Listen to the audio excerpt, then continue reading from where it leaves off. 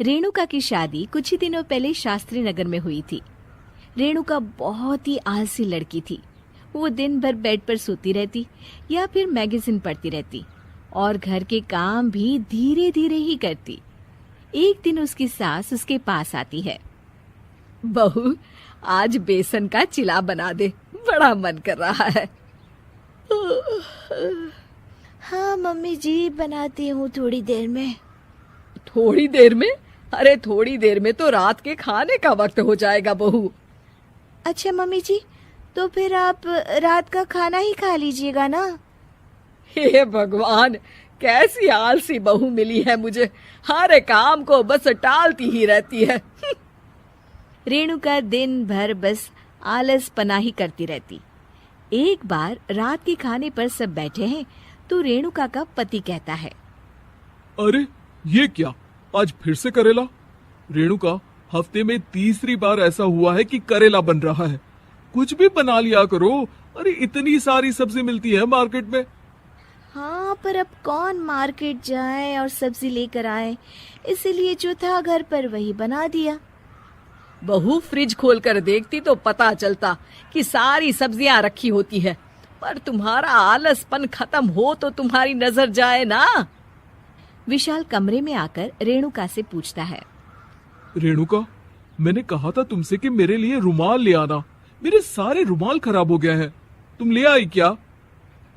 आज नहीं गई, कल ले आऊंगी। ओफो, पिछले 4 दिनों से मैं यही सुन रहा हूँ।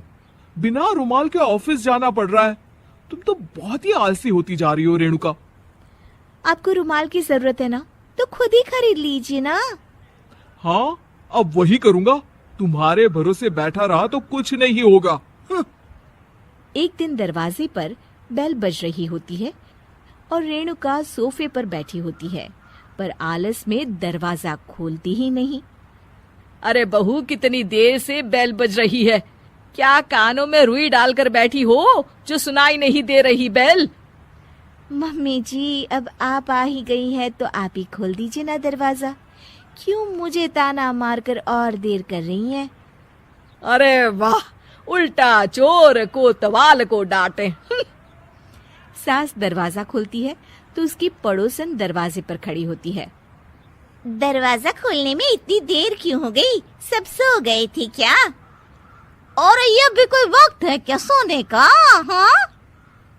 अरे नहीं नहीं, ऐसी कोई बात नहीं है। आइए आइए, आप लोग अंदर आइए। ओफो, इन सबको भी अभी आना था। अब मम्मी जी लगा देंगी मेरी ड्यूटी किचन में। बहू पकोड़े तल दे, बहू चाय बना दे। अरे बहू, सो गई क्या? कब से आवाज दे रही हूँ, जा चाय बना कर लिया। हाँ मम्मी जी, अभी जाती हूँ थोड़ी देर में।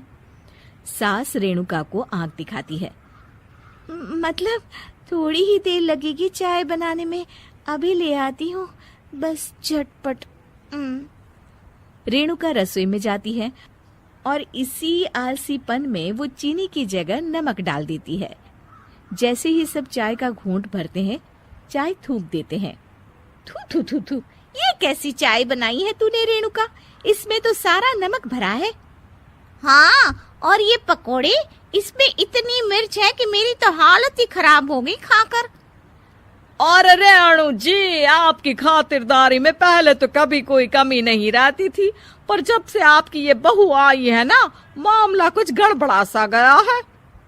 हाँ हाँ, जहाँ आप इतनी एक्टिव है, वहीं आपकी बहू एकदम आलसी, एकदम राम मिलाई जोड़ी लगती है।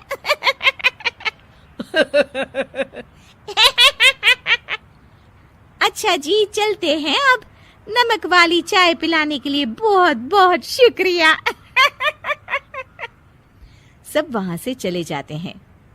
अरे तूने तो मेरी नाक ही कटा दी बहू। वे लोग क्या सोच रहे होंगे मेरे बारे में?